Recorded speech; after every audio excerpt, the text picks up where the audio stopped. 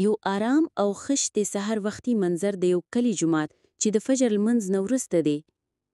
شاته لمر راخیږي او د جومات سپین ګنبز باندې طلایي رڼا خپریږي. مرغۍ الوتلي دي. د جومات صحن پاک دی او یو نرم نسیم درختې خوروي. دننه امام صاحب د قرآن مجید سره ناست دی. ماشومان د سبق لپاره منتظر دي. یو خوشحاله شیبه چیرته چې 15 واړه مسلمان ماشومان بی بوټو د تختیو سره جومات ته داخليږي.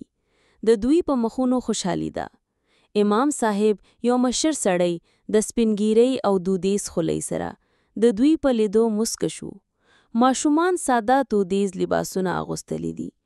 جومات د طبیعي رڼا نه ډک دی او د روحانیت احساس خپور شوی. یو زړه راښکونکي نږدې منظر چیرې چې امام صاحب ماشومانو ته د سورة الفاتحه سبق ورکوي.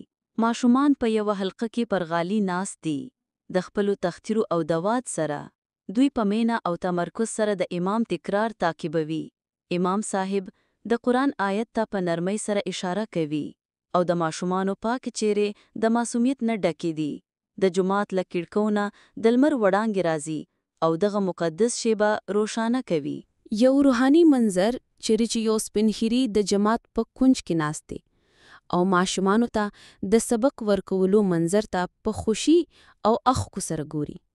هغه د بړې لاس پورته کړي او دعا کوي. نرم رڼا د ماشومانو او امام صاحب پر حلقه خپره ده.